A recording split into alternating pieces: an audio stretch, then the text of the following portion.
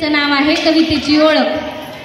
सुधीर नावाचा मुलगा शाळेत शिकत असतो आणि शाळेतील मराठी शिक्षिका त्यांना काय सुधीरला म्हणतात की कवितेवर एक प्रकल्प करून आण आणि कविता लिहायची आहे तुला. मग सुधीरला प्रश्न पडतो की मला कविताच लिहिता येत नाहीत, मग कविता कशा करायच्या. तर कवितेची ओळख या पाठ्यनाटिकेतून त्यांच्या कुटुंबातील सर्व सदस्य सुधीरला कशी मदत करतात आणि त्याची कशी कविता नावारूपायला येते हे या पाठ्यनाटिकेतून आपण पाहणार आहोत. या पाठ्यनाटिकेमधले पात्र आहेत आजोबा, सुधीर, आजी, आई, वडील आणि ताई.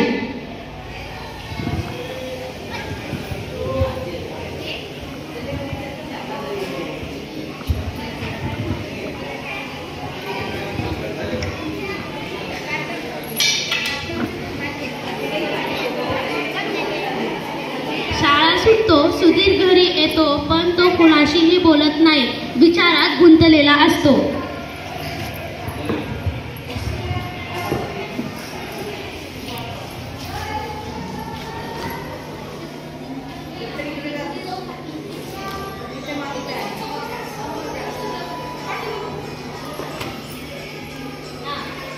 अरे सुधीर, केव्हा आलास? आजचा प्रवेश इतका शांत कसा? आजोबा, काव्य प्रतिभा वाढवा म्हणजे काय हो? कोणी सांगितलं रे तुला? आज शाळेमध्ये बाईंनी आम्हाला काव्य प्रतिभा वाढवा आणि तुम्ही केलेले प्रकल्प मला तर फारच ताण आलाय. अरे फार सोपं आहे ते. कविता करण्याची, समजून घेण्याची, आपली आकलन शक्ती वाढवण म्हणजे काव्य प्रतिभा वाढवण. तेच प्रयत्न करायचे आहेत सांगितले बाईंनी. पण मी कसं करू? अरे काळजी नको करूस, यासाठी आपण सगळे मिळून प्रयत्न करू. मग ही तुझी काव्य प्रतिभाही वाढेल आणि तुझा प्रकल्पही पूर्ण होईल. तुम्ही हो काय प्रयत्न करणार? यासाठी आपण सगळे मिळून प्रयत्न करू, म्हणजे त्याची कविताही समजेल आणि त्याची काव्य प्रतिभाही वाढेल. सुधीर, हात पाय धु आणि दूध घे. आजी, कागद पेन घेतो. आता आपण सुरुवात करूया. आजी दिवा लावते व मोठ्याने शुभम करोती म्हणते.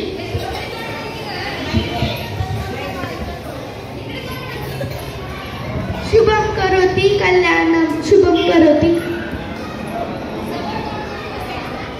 घरामध्ये लावते साधवात, भाजी करते आता कांद्याची पात. आता म्हाताऱ्याचं वाटतंय वाद, नका करू तुम्ही भाजी कांद्याची पात. कधीतरी कशाला म्हणतील का हो, मी सांगितलेला भाजीला नेहमीच टाकतो. ए माझी सुपर आजी, तुला आवडेल ती कर भाजी.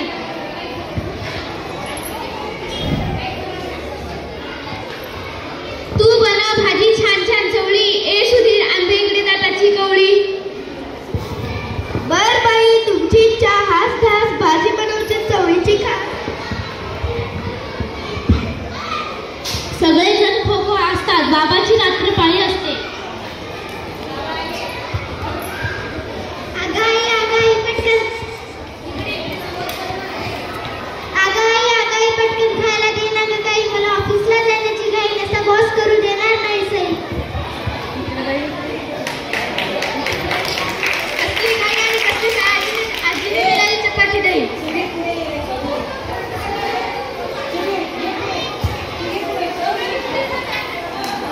कसली घाई आणि कसली सही, आजीने दिलेली चपाती दे. काय बाई कवितेची कमाल, बोलताना हसता धरून तोंडाला रुमाल.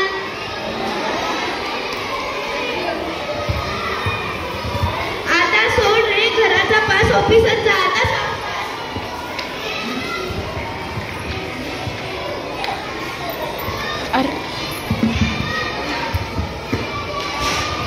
बाबा ऑफिसला जातात, आजोबा फिरायला निघतात. मला द्या काठी आणि चप्पल, तुटलेले कोटाचे जोडून द्या तुटलेले बप्पल.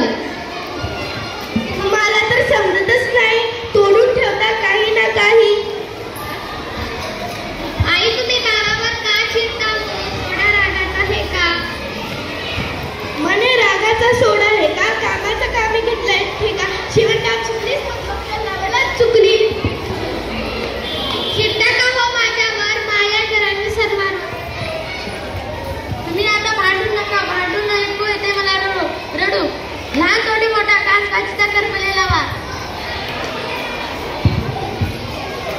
सुधीर रुजतो तेवढ्यात ताई येते. तिला हे वातावरण नवीन असते, विषय समजून मोकळा असते, पण आनंदी होते आणि सहभागी होते. बरं का आजोबा आणली ना आजी दूर, बरं का आजोबा आणली ना आजी दूर करूया सुधीरची नाराजी. इकडे तो मारली बाजी, आई आहे का घरात मिठाची सुजी. सुजी हवे तरी कशाला, लाडू खातेस कशी ठेवतेस उशाला.